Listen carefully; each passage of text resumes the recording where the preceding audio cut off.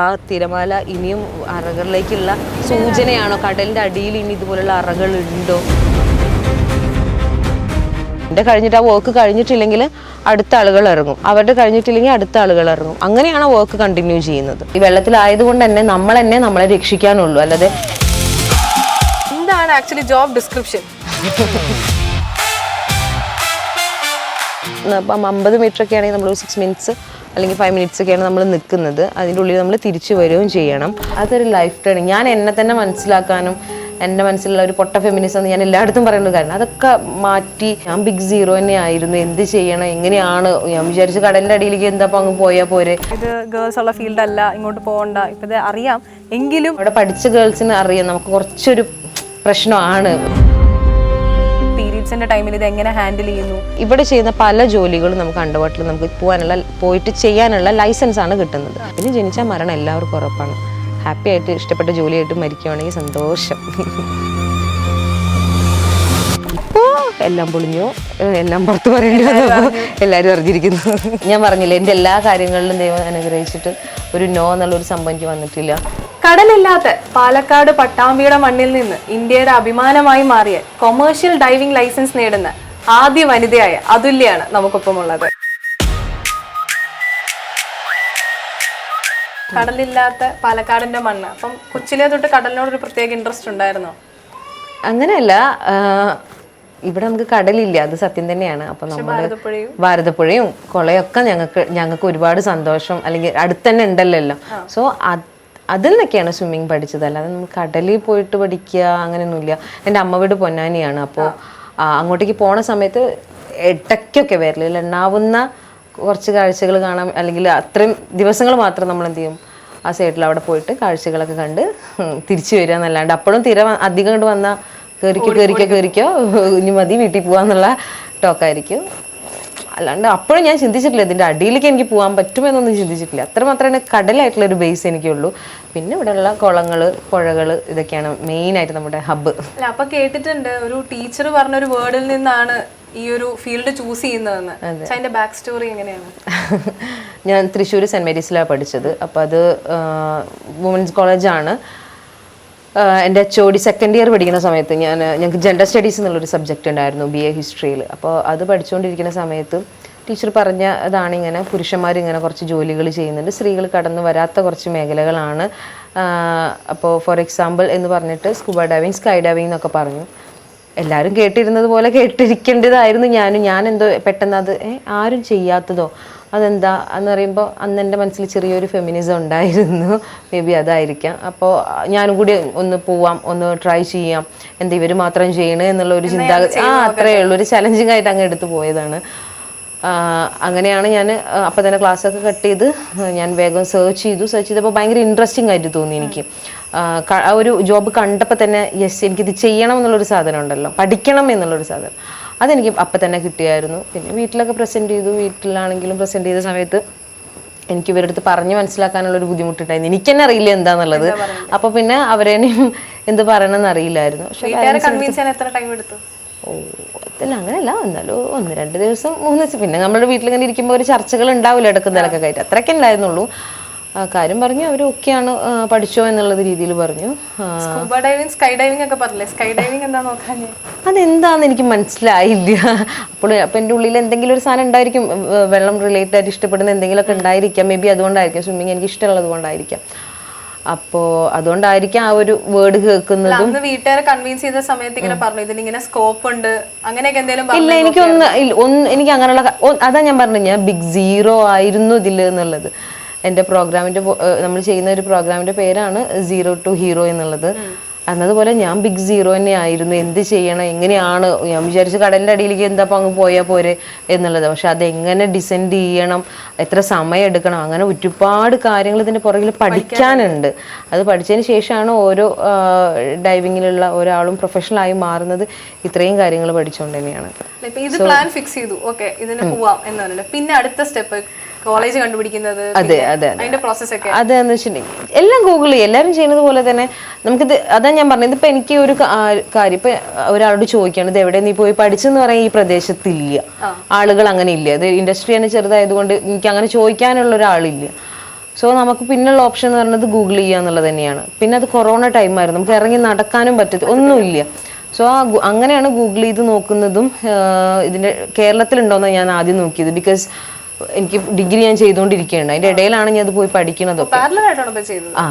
അപ്പോൾ അല്ല, അത് കൊറോണ ബാച്ചാണ്, നമ്മൾ വീട്ടിലിരിക്കുകയാണ്. അപ്പോൾ ടീച്ചേഴ്സിൻ്റെ അടുത്ത് ഞാൻ സംസാരിച്ചു, ഇങ്ങനെ എനിക്ക് ഇതും കൂടെ പഠിക്കണം എന്നുള്ളൊരു കാര്യം പറഞ്ഞപ്പോൾ ടീച്ചറുടെ വേർഡ് നിന്ന് ഒരാളെങ്കിലും അങ്ങനെ ചിന്തിച്ചു എന്നുള്ളൊരു സാധനം ചിലപ്പോൾ മിസ് ചിന്തിച്ചിട്ടുണ്ടായിരിക്കാം. എനിക്ക് അവിടുന്ന് ഒരു നോ പറഞ്ഞില്ല, താൻ ഒഴിവ് കിട്ടുന്ന സമയത്ത് കാര്യങ്ങൾ എഴുതിയെടുത്ത് പഠിച്ചാൽ മതി എന്നുള്ളത് പറഞ്ഞു.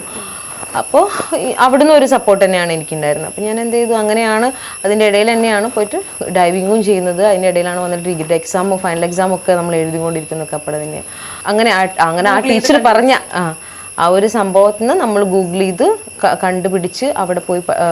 ഞാൻ ആദ്യം പഠിച്ചത് ബോൺ സഫാരിയിലായിരുന്നു. അപ്പോൾ ഞാൻ ആദ്യം കോണ്ടാക്ട് ചെയ്തത് ജാക്സനെ, അതിൻ്റെ ഓണറെ തന്നെയായിരുന്നു. സോ ആളെ വിളിച്ചപ്പോഴും ആൾ നമ്മുടെ അടുത്ത് ഒരു നോ പറഞ്ഞില്ല. അവിടുന്ന് എനിക്ക് നോ കിട്ടിയിട്ടില്ല. കാരണം എന്ന് വെച്ചിട്ടുണ്ടെങ്കിൽ അറിയാം, അവർക്ക് എല്ലാവർക്കും അറിയാം സ്ത്രീകളില്ലാത്തൊരു ഇൻഡസ്ട്രിയാണ്. സോ വേണ്ട എന്നുള്ളത് അവിടുന്ന് എൻ്റെ അടുത്ത് പറഞ്ഞില്ല. അതിൽ വരും, നമുക്ക് പഠിക്കാം എന്നുള്ള രീതിയിൽ തന്നെയായിരുന്നു. അങ്ങനെ അവിടുന്ന് ഒരു പ്രൊഫഷൻ, അവരുടെ ഇൻസ്റ്റിറ്റ്യൂട്ടിൽ നിന്ന് തന്നെ പ്രൊഫഷണൽ ഫസ്റ്റ് ലേഡി എന്നുള്ള രീതിയിലുണ്ടായിരുന്നു. കേരളത്തിൽ നിന്ന് സർട്ടിഫൈഡ് ആയിട്ടുള്ള ആദ്യത്തെ ലേഡി ഞാൻ തന്നെയായിരുന്നു ആ സമയത്ത്. അപ്പം ഇങ്ങനെ രണ്ട് കാര്യങ്ങൾ, അതൊക്കെ നമ്മൾ അറിയാണ്ട് നമ്മളതിൽ വന്ന് ചേരുന്ന ഒരു കാര്യം. ചെറിയ കാര്യങ്ങളാണ്, പക്ഷെ എങ്കിൽ പോലും നമ്മളെ സംബന്ധിച്ചോളം ഒരു വലിയൊരു കാര്യം. സപ്പോർട്ട് നമുക്ക് ഇവിടുന്ന് ഒരു നോ കിട്ടിയിട്ടില്ല എനിക്ക്. അതാ ഞാൻ പറഞ്ഞത്, ടീച്ചേഴ്സിൻ്റെ അടുത്ത് ആയിക്കോട്ടെ, ഇവിടുന്ന് ആയിക്കോട്ടെ, ഡൈസൻ്റെ ആയിക്കോട്ടെ, പാരൻസിൻ്റെ അടുത്താണ്, എവിടുന്ന് നോ പറഞ്ഞിട്ടില്ല. അതുകൊണ്ട് എനിക്കൊരു പിൻവലിയേണ്ട ഒരു ആവശ്യം എനിക്ക് വന്നിട്ടില്ല. പിന്നുള്ളത് ഈ ചലഞ്ചിങ് എന്ന് തോന്നിയത്, ഞാൻ അവിടെ പോയ സമയത്ത് ഈ പറഞ്ഞ പോലെ തന്നെ ബോയ്സ് മാത്രമുള്ള ഒരു ഇത്. ഞാനാണെങ്കിലോ ഗേൾസ് മാത്രം പഠിച്ചിരുന്ന കോളേജിൽ നിന്നാണ് ഞാൻ ഇറങ്ങിപ്പോകുന്നത്. സോ അവിടെ പഠിച്ച ഗേൾസിന് അറിയാം, നമുക്ക് കുറച്ചൊരു പ്രശ്നമാണ് ഗേൾസിൽ പഠിക്കുന്ന പെൺകുട്ടികൾക്ക് അറിയാൻ വേണ്ടി പറ്റും.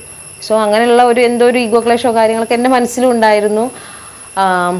ചലഞ്ചിങ് ആയിട്ട് ഏറ്റെടുത്ത് പോയി. പക്ഷെ അവിടെ പോയപ്പോഴാണ് അതൊരു ലൈഫ് ടേണിങ്. ഞാൻ എന്നെ തന്നെ മനസ്സിലാക്കാനും എൻ്റെ മനസ്സിലുള്ള ഒരു പൊട്ട ഫെമിനിസം ഞാൻ എല്ലായിടത്തും പറയുന്നത്, കാരണം അതൊക്കെ മാറ്റി എന്തുകൊണ്ടാണ് അവരത് ചെയ്യുന്നത്, അത്രയും കഷ്ടപ്പെട്ടിട്ടാണ് അവരവിടെ നിൽക്കുന്നത് എന്നുള്ളത്. സോ അവരെ നമ്മളെപ്പോഴും റെസ്പെക്റ്റ് ചെയ്യേണ്ട ഒരു വിഭാഗം തന്നെയാണ്.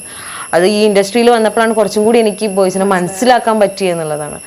സോ അവർ തരുന്ന ഒരു സപ്പോർട്ടായിക്കോട്ടെ, ഇപ്പോൾ ഈ പറയുന്ന അവരെടുക്കുന്ന അത്രയും, ഇപ്പം ഞാൻ കൊണ്ടുപോകുന്ന സിലിണ്ടറിന് ഏകദേശം ഒരു 17 കിലോ ഉണ്ട്. അത് നമ്മൾ ഫസ്റ്റ് ടൈമൊക്കെ എടുക്കുന്ന സമയത്ത് കഴുത്ത് വേദന, കൈവേദന എല്ലാം സംഭവിക്കും, ഭയങ്കര ഉണ്ടായിരുന്നു. പിന്നെ അത് കുറേ നേരം നമ്മളിങ്ങനെ ഹോൾഡ് ചെയ്തിട്ട് വേറൊരു സ്ഥലത്തേക്ക് ഷിഫ്റ്റ് ചെയ്യുന്ന സമയത്തൊക്കെ ഇത് പ്രശ്നം തന്നെ. അപ്പോൾ അവരാണ് പറഞ്ഞത് അതെടുത്ത് തോളിൽ വെച്ചോളൂ എന്ന് പറഞ്ഞിട്ട് അവർ ചെയ്യുന്ന രീതിയിലേക്ക് എന്നെ ആ ഒരു ടെക്നിക്സ് പഠിപ്പിക്കുന്നത്. സോ കുറച്ചും കൂടി ഈസിയായി. അപ്പം ഞാനത് ഗേൾസിലാണെങ്കിൽ മാത്രമാണ് ഞാൻ എപ്പോഴും ഇങ്ങനെ ഹാങ് ചെയ്തിട്ട് എന്നെ നടക്കാൻ വേണ്ടി ശ്രമിക്കും. അങ്ങനെ കുറേ കാര്യങ്ങൾ അവരുടെ രീതിയിൽ അവരെന്നെ പഠിപ്പിച്ചപ്പോൾ അതെ, മെന്നാർ സിമ്പിൾ എന്നുള്ളൊരു സംഭവം ഉണ്ടല്ലോ, അത് നമുക്ക് കിട്ടും. പിന്നെ അത് കഴിഞ്ഞിട്ട് പിന്നെ സ്റ്റഡീസൊക്കെ കംപ്ലീറ്റ് ചെയ്തു. അത് കഴിഞ്ഞിട്ട് പിന്നെ അത് നമുക്കൊരു 6 months കോഴ്സാണ് ആക്ച്വലി വരുന്നത്. അതിൻ്റെ ക്വാളിഫിക്കേഷൻ എന്ന് പറയുന്നത് 18 വയസ്സ് മാത്രം മതി. ഞാൻ പറഞ്ഞല്ലോ, ഏത് ബാക്ക് ബെഞ്ചേഴ്സിനും വന്നിട്ട് ജോലി ചെയ്ത് പൈസ നമുക്ക് നല്ലൊരു ഗുഡ് സാലറി ഏൺ ചെയ്യാൻ വേണ്ടി പറ്റുന്ന സംഭവം. അതെ. അപ്പോൾ അങ്ങനെ നമ്മൾ എന്ത് ചെയ്യുന്ന ഒരു 6 months കോഴ്സാണ് ഇത് വരുന്നത്. ആ കോഴ്സിൽ ഈ പറയുന്ന ബേസിക് ഓപ്പൺ വാട്ടർ എന്നുള്ള കോഴ്സ് ഉണ്ടായിരിക്കും. പിന്നെ open water, advance open water, EFR, rescue and, അതാണ് നമ്മുടെ ബേസ്. ഞാൻ പറഞ്ഞല്ലോ, എല്ലാവരും ഇതിൽ ചെറിയൊരു ബേബി ആയിരിക്കും ഈ ഒരു ഇൻഡസ്ട്രിയിലേക്ക് ഫസ്റ്റ് വരുന്ന സമയത്ത്. സോ അവിടെ നമ്മൾ പിച്ച് വെച്ച് പഠിക്കണം. ആ പിച്ച് വയ്ക്കുന്ന സ്റ്റേജാണ് ഓപ്പൺ വാട്ടർ എന്ന് പറയുന്നത്. വെള്ളത്തെക്കുറിച്ച് പഠിക്കുക, എങ്ങനെ ഡൈവ് ചെയ്യാം എന്നുള്ള ബേസിക് സ്വിമ്മിങ് മുതലുള്ള എല്ലാ കാര്യങ്ങളും നമ്മൾ നോക്കുന്നത് ഓപ്പൺ വാട്ടറാണ്. ഓപ്പൺ വാട്ടർ കഴിഞ്ഞിട്ടുണ്ടെങ്കിൽ നമുക്ക് 18 മീറ്റർ ഡെപ്ത് പോകാനുള്ള ലൈസൻസാണ് കിട്ടുന്നത്. അത് കഴിഞ്ഞിട്ട് പിന്നെ വരുന്നതാണ് advance open water. Advance open വാട്ടറിൽ വരുന്ന കാര്യങ്ങൾ എന്ന് വെച്ചിട്ടുണ്ടെങ്കിൽ, നമ്മൾ ഫോർ എക്സാമ്പിൾ അണ്ടർ വാട്ടർ ഫോട്ടോഗ്രാഫിയൊക്കെ നിങ്ങൾക്ക് ഒരു ട്രെൻഡിങ് ആയിട്ട് കൊണ്ടുവരാൻ പറ്റിയത് നമ്മുടെ ആ ഒരു ഇൻഡസ്ട്രിയിൽ അതിൽ കുറവാണ്. സോ അങ്ങനെ ക്യാമറേനൊക്കെ ഇഷ്ടപ്പെടുന്നവർ, ഫോട്ടോ ഒക്കെ എടുക്കാൻ ആഗ്രഹിക്കുന്നവർ ഈ കോഴ്സ് ചെയ്തിട്ടുണ്ടെങ്കിൽ നിങ്ങൾക്ക് വെള്ളത്തിൻ്റെ അടിയിലേക്ക് പോയിട്ട് വർക്ക് ചെയ്യാനുള്ള, അല്ലെങ്കിൽ ഇത്തരത്തിലുള്ള അണ്ടർ വാട്ടർ ഫോട്ടോഗ്രാഫിയൊക്കെ എടുക്കാനുള്ള ലൈസൻസും കൂടെയാണ് നമ്മൾ തരുന്നത്. സോ അങ്ങനെയുള്ള പ്രൊഫഷൻസ് സെലക്ട് ചെയ്യാം. അതിൽ തന്നെ നാവിഗേഷൻ പോലുള്ള ഒരുപാട് കാര്യങ്ങൾ അതിൽ കോഴ്സുകളായിട്ട് വരുന്നുണ്ട്. അത് കഴിഞ്ഞിട്ട് വരുന്നതാണ് EFR, എമർജൻസി ഫസ്റ്റ് റെസ്പോൺസ് എന്ന് പറയും. അതായത് ഞാൻ പറഞ്ഞല്ലോ, ഇതൊരു റിസ്ക് ഉള്ള ജോബാണ്. എന്തെങ്കിലും എമർജൻസി കാര്യങ്ങൾ ഉണ്ടായിരിക്കും. റെസ്ക്യൂ എപ്പോഴും നമുക്ക് റെസ്ക്യൂവിൻ്റെ ഇതുണ്ടായിരിക്കും. സോ ആ സമയത്ത് നമ്മളെല്ലാവരും ഒരു ഫസ്റ്റ് റെസ്പോണ്ടേഴ്സിന് പോലെ നമുക്ക് അവിടെ എന്ത് ചെയ്യാൻ വേണ്ടി പറ്റും, പ്രവർത്തിക്കാൻ വേണ്ടി പറ്റും. ഈ ഒരു EFR സർട്ടിഫിക്കേഷൻ കഴിയുവാണെങ്കിൽ. അത് കഴിഞ്ഞിട്ട് വരുന്നതാണ് റെസ്ക്യൂ എന്ന് പറയുന്നത്. റെസ്ക്യൂ നമ്മൾ അണ്ടർ വാട്ടർ റെസ്ക്യൂ അതുപോലെ തന്നെ സർഫേസ് റെസ്ക്യൂ രണ്ടിൻ്റെയും സർട്ടിഫിക്കേഷനാണ് നമുക്ക് പ്രൊവൈഡ് ചെയ്യുന്നത്. അതാണ് ഞാൻ പറഞ്ഞത്, ഈ വെള്ളത്തിലായതുകൊണ്ട് തന്നെ നമ്മളെ രക്ഷിക്കാനുള്ളൂ. അല്ലാതെ ഒരു കരഭാഗത്താണെങ്കിൽ ഒരുപാട് ആൾക്ക് ഓടിക്കൂടുകയെങ്കിലും ചെയ്യാം. പക്ഷേ ഇതെന്ന് പറയുന്നത് അതിനൊന്നും പറ്റത്തില്ല, നമ്മൾ മാത്രമേ ഉള്ളൂ. സോ നമ്മളെല്ലാവരും ഇതെല്ലാം ചെയ്യാൻ പ്രാപ്തരായിരിക്കും വേണം. അത് കഴിഞ്ഞിട്ട് വരുന്നതാണ് ഡൈവ് മാസ്റ്റർ എന്നുള്ള കോഴ്സ്. അതിൽ ഈ പറയുന്ന പോലെ നമ്മുടെ ഫസ്റ്റ് മുതലുള്ള കാര്യങ്ങൾ, ഇതിൽ തിയറി പാർട്ട് പഠിക്കാനുണ്ട്, സേഫ്റ്റി പഠിക്കാനുണ്ട്, പിന്നെ അതുപോലെ തന്നെ നമ്മളൊരു പ്രൊഫഷണലാക്കി മാറ്റുന്ന സ്റ്റേജാണ് ഈ പറയുന്ന ഡൈവ് മാസ്റ്റർ എന്ന് പറയുന്നത്. ഇതാണ് 6 monthsന്റെ കോഴ്സ്. അത് കഴിഞ്ഞിട്ട് അപ്പോൾ നമ്മളൊരു എന്താ പറയുക ഒരു പ്രൊഫഷണലായി. പിന്നെ അതിന് മേലേക്ക് നമുക്ക് എന്താ പറയുക ഇൻസ്ട്രക്ടർ കോഴ്സ്, കോഴ്സ് ഡയറക്ടർ 40. അതായത് സ്കൂബ ഡൈവിംഗ് കഴിയുന്ന ഒരു ഡൈവ് മാസ്റ്റർ കഴിയുന്ന ഒരു വ്യക്തിക്ക് കിട്ടുന്നത് 40 മീറ്റർ പോകാനുള്ളതാണ്. ഇപ്പം ഞാൻ ചെയ്തുകൊണ്ട് എൻ്റെ ആ ഒരു കോഴ്സാണ് ഞാൻ ഫസ്റ്റ് ചെയ്തത്. അത് ഒരു 4 years ഞാൻ അതിൽ വർക്ക് ചെയ്തു. അത് കഴിഞ്ഞിട്ടാണ് എനിക്ക് സൗത്ത് ആഫ്രിക്കയിൽ ഇതുപോലെ ഒരു ഓഫർ വരുന്നത്. ഡൈവിങ്ങിൻ്റെ വേറൊരു വേർഷനാണ്. ഇതിൻ്റെ ഒക്കെ ഒരു അപ്പൻ എന്ന് പറയുന്ന ഒരു സാധനം ഉണ്ടല്ലോ, അതാണ് ഈ കൊമേഴ്ഷ്യൽ ഡൈവിംഗ് എന്ന് പറയുന്നത്. ഇത് നമ്മൾ പഠിക്കാൻ വേണ്ടിയിട്ട് നമ്മൾ എന്ത് ചെയ്യുന്നത്, എനിക്ക് സൗത്ത് ആഫ്രിക്കയ്ക്ക് സെലക്ഷൻ കിട്ടുന്നത്. അത് ആക്ച്വലി നമ്മുടെ കുറേ ആളുകൾ ഈ പറയുന്ന പോലെ തന്നെ ഇന്ത്യയിൽ നിന്നാണ് പോയി പഠിക്കുന്നത്. അതായത് സൗത്ത് നിന്നല്ല, നോർത്ത് ഇന്ത്യൻസ് ആണ് കുറേ അധികം പോയിക്കൊണ്ടിരിക്കുന്നത്. സോ ഇവരുടെ ഒരു വലിയൊരു സോഴ്സ് എന്ന് പറയുന്നത് ഇന്ത്യയിൽ നിന്ന് തന്നെ ഉണ്ട്. അപ്പോൾ ഇവരെന്ത് സ്വാഭാവികമായിട്ട് നമ്മുടെ നാടിനോടുള്ള ഒരു കടപ്പാട് എന്നുള്ള രീതിയിലും പിന്നെ അവർക്ക് കുറച്ച് കാര്യങ്ങളൊക്കെ ഇവിടെ പഠിക്കാനുണ്ട്. അതിനൊക്കെ വേണ്ടിയിട്ട് അവർ ഇന്ത്യ വിസിറ്റ് ചെയ്തതാണ്. അങ്ങനെ നമ്മുടെ കൊച്ചി വിസിറ്റ് ചെയ്തു. കൊച്ചി വിസിറ്റ് ചെയ്ത് അവിടെ ആണ് ഞാൻ പിന്നീട് വർക്ക് ചെയ്യുന്നത്. 4 വർഷം കൊച്ചിയിലായിരുന്നു ഞാൻ ഉണ്ടായിരുന്നത്. സ്റ്റേഡിയത്തിൽ അവിടെ നമ്മളെന്ത് ചെയ്യുന്നു, അവർ വരുന്നു, നമ്മളവരെ തന്നെ നമ്മുടെ കേരള തനിമോട് കൂടിയിട്ട് തന്നെ നമ്മൾ വെൽക്കം ചെയ്തു. എന്തൊക്കെയാണ് അവർക്ക് ഇഷ്ടപ്പെട്ടു, കേരളവും ഇഷ്ടപ്പെട്ടു, നമ്മുടെ സംസ്കാരം അവർക്ക് ഇഷ്ടപ്പെടുന്നു. സോ അങ്ങനെയാണ് അവർ എന്നെ അവിടെ കാണുന്നത്. ഞാനവിടെ വർക്ക് ചെയ്തുകൊണ്ടിരിക്കുകയാണ്. സോ സ്വാഭാവികമായിട്ടും എന്നെ കണ്ടു, ഞങ്ങൾ നോർമലായിട്ട് സംസാരിച്ചു. പിന്നീട് അവർ തിരിച്ചു പോയി വന്നപ്പോഴാണ് ഞാൻ വെറുതെ ഒന്ന് ഫേസ്ബുക്ക് അങ്ങനെ നമ്മൾ ഓൺ ആക്കാറില്ലല്ലോ ഫേസ്ബുക്ക് അങ്ങനെ. സോ അങ്ങനെ ഓൺ ചെയ്തപ്പോഴാണ് അതിലൊരു മെസ്സേജ് ഇങ്ങനെ കാണുന്നത്, നമ്മൾക്ക് ഇങ്ങനെ സൗത്ത് ആഫ്രിക്കയ്ക്ക് നമ്മൾ ഇന്ത്യയിലെ ആദ്യത്തെ പെൺകുട്ടീനെ അതിൽ തന്നെ സെലക്ട് ചെയ്യുക എന്നുള്ള രീതിയിൽ എന്ന് പറഞ്ഞു. അപ്പം ഞാൻ പറഞ്ഞത് ഞാൻ വരാം, ഇപ്പോഴല്ല, ഇപ്പോൾ സേവിങ്സ് ഒക്കെ ആക്കിയിട്ട് ഞാൻ വരാമെന്ന് പറഞ്ഞപ്പോൾ അവർ പറഞ്ഞു അല്ല, നമ്മൾ സ്പോൺസർ ചെയ്യാണ്, എല്ലാ കാര്യങ്ങളും നമ്മൾ സ്പോൺസർ ചെയ്യാന്ന് പറഞ്ഞിട്ട് അങ്ങനെയാണ് ഞാൻ കഴിഞ്ഞ കൊല്ലം. അതെ, ഞാൻ പറഞ്ഞില്ലേ എൻ്റെ എല്ലാ കാര്യങ്ങളിലും ദൈവം അനുഗ്രഹിച്ചിട്ട് ഒരു നോ എന്നുള്ളൊരു സംഭവം എനിക്ക് വന്നിട്ടില്ല. സോ അങ്ങനെ നമ്മൾ ആഫ്രിക്കയിലെത്തി. അവിടെ കൊമേഴ്ഷ്യൽ ഡൈവിങ്ങിൻ്റെ ക്ലാസ് 2 വരെയുള്ളത് കഴിഞ്ഞു. അതുപോലെ തന്നെ ഡൈവ് മെഡിക്കൽ എന്നുള്ള കോഴ്സ് ചെയ്തു, അത് ഹെയർ ടെക്നീഷ്യൻ ചെയ്തു. ഇതൊക്കെ അതിൻ്റെ കൂടെയുള്ള സ്പെഷ്യാലിറ്റി കോഴ്സുകളാണ്. ഇതെല്ലാം കംപ്ലീറ്റ് ചെയ്ത് അവിടെ തന്നെ അസിസ്റ്റൻറ്റ് സൂപ്പർവൈസറായിട്ട് വർക്ക് ചെയ്യുന്നുണ്ടായിരുന്നു. അത് ഏകദേശം ഒരു 1 year ആയിട്ട് ഞാൻ അവിടെയാണ്. എൻ്റെ കോഴ്സും ഈ വർക്കുമായിട്ട് അവിടെ തന്നെയാണുള്ളത്.